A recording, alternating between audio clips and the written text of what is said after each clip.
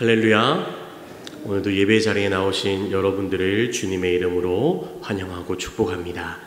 오늘 삶이 없는 예배자, 제가 지배하는 삶이라는 제목을 가지고 말씀의 은혜 나누길 원합니다.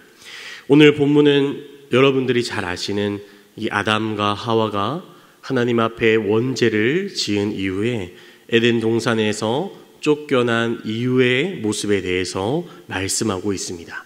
먼저 아담과 하와는 동침하여 가인이라고 하는 첫째 아들과 그리고 아벨이라고 하는 둘째 아들을 낳게 되죠. 이 둘은 성장하게 됩니다. 첫째 아들인 가인은 농사를 하는 자로, 둘째 아들인 아벨은 바로 양을 치는 자로, 그리고 세월이 지나서 이들이 커서 여호와 하나님 앞에서 그들이 준비한 제사를 하나님 앞에 드리게 됩니다. 가인은 땅의 소산으로 제물을 하나님께 드렸고, 그리고 아벨은 양의 첫 새끼와 그리고 그 기름으로 여호와 하나님 앞에 제사를 드렸습니다. 그런데 하나님은 이 둘의 예배를 어떻게 하셨습니까? 4절에서 5절까지 말씀을 보시면 여호와께서 아벨과 그의 제물은 받으셨으나 가인과 그의 제물은 받지 아니하셨다라고 그렇게 말씀하고 있습니다. 이것을 두고 굉장히 많은 학자들이 여러 가지 설명을 하게 됩니다. 제물의 종류 때문에 하나님은 아벨의 제사만을 받았다. 두 명의 정성이 달랐기 때문에 아벨의 제사만 받았다. 피의 유무가 달랐기 때문에 하나님은 아벨의 제사만 받았다. 그러나 이 부분의 원어를 보시면 아벨과 그의 제물을 가리켜서 엘, 헤벨, 베엘, 미나토라고 원어는 말하고 있습니다. 그리고 가인과 그의 제물을 가리켜서 엘, 카인, 베엘, 미나토라고 그렇게 기록되어 있습니다. 사람과 제물의 종류는 달랐어도 원어상 하나님이 보시기에는 큰 차이가 없었다라는 것을 우리는 알 수 있었다라는 것이죠. 그런데 중요한 것은 이 제사의 모습보다 바로 이 말을 들은 가인의 반응과 하나님의 말씀이 더 중요하다라는 것입니다. 먼저 5절 하반절 말씀을 보시면 하나님이 가인과 그의 제물을 받지 않자 그의 기분이 몹시 상하여 안색이 변했다라고 말씀합니다. 그리고 그 모습을 본 하나님이 그에게 이렇게 말씀하시죠. 내가 분하여 함은 어찌 됨이며 안색이 변함은 어찌 됨이냐. 그리고 이어서 이렇게 이야기합니다. 내가 선을 행하면 어찌 낯을 들지 못하겠느냐. 선을 행하지 않으면 제가 문 앞에 엎드려 있느니라. 제가 너를 원하나 너는 죄를 다스릴지니라. 우리가 이 부분을 통해서 문맥상 추론해 볼 수 있는 것은 바로 평소에 이 가인이 선이 아닌 죄를 행하며 하나님 앞에 살았다라는 것을 우리는 추론해 볼 수 있습니다. 그래서 그에게 네가 선을 행하면 어찌 낯을 들지 못하겠느냐. 죄가 너를 원하지만 죄를 너는 다스리길 바란다라고 하나님은 그에게 말씀하셨던 것이었죠. 그러나 하나님이 가인에게 이렇게까지 말했음에도 불구하고 그가 어떤 행동을 저지르게 됩니까? 바로 아우인 아벨을 들에 데리고 나가서 그를 쳐 죽이는 살인을 저지르게 됩니다. 최초의 범죄를 그의 부모인 아담과 하와가 하나님 앞에 저지르게 되고 그의 아들인 가인과 아벨, 가인이 바로 그 죄를 대물림 받아 최초의 살인을 저지르게 되었다라는 것이죠. 여러분 참 아이러니하지 않습니까? 어떻게 보면 하나님과 가장 친하게 지내야 할 것 같은 사람들이 하나님의 가장 좋은 은혜를 입은 것 같아 보이는 사람들이 이렇게 죄가 지배하는 삶을 살아가게 되다니요. 이것을 통해 우리가 알 수 있는 사실은 바로 삶이 예배가 되지 않는 예배자는 바로 제가 지배하는 삶을 살아갈 수밖에 없다라는 것입니다. 가인은 아벨과 똑같이 하나님께 제물을 통해 하나님 앞에 제사를 드렸습니다.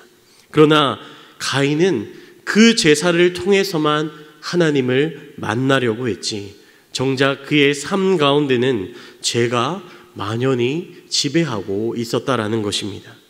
사랑하는 성도 여러분, 우리도 지금 시대를 살아가며 하나님 앞에 수많은 예배와 수많은 제사를 하나님께 드리고 있습니다. 어찌 보면 가인과 아벨이 하나님께 드렸던 그 제사와 같은 여러 개의 그러한 똑같은 예배인 것이죠. 그런데 이 예배가 내가 교회에서만 하나님 앞에 드리는 예배인 것인지, 아니면 내가 삶의 자리에 가서도 늘 하나님께 예배하는 삶의 모습인 것인지 나의 모습을 확인해야 한다라는 것입니다. 왜냐하면 가인과 같이 삶이 없는 예배자가 되게 돼버리면 나도 모르는 사이에 죄에 지배당하는 삶을 살아갈 수밖에 없기 때문입니다. 오늘 말씀을 통해서 과연 나는 교회에서만 예배 시간에만 예배자로 하나님 앞에 서는 나의 모습은 아닌지, 아니면 나의 모든 삶 가운데서도 늘 하나님께 예배하며 하나님의 뜻대로 살아가는 나의 삶인지를 살펴보시는 은혜가 있길 바랍니다. 그리하여 항상 하나님 앞에서 선을 행하며 그리고 하나님께 모든 영광을 돌려드리는 그러한 삶의 예배자가 되시는 저와 여러분들의 모습이 되길 간절히 주님의 이름으로 축복합니다. 아멘. 우리 이 시간 다 함께 합심하여 기도하겠습니다. 말씀을 생각하며 교회에서만, 예배의 자리에서만 하나님을 예배하며 나아가는 것이 아니라 나의 삶의 전인격적인 모든 부분에서 하나님을 예배하는 삶을 살게 하여 주시옵소서. 죄를 행치 않고 하나님이 기뻐하시는 선을 행하며 살아가는 나의 믿음이 되게 하여 주시옵소서.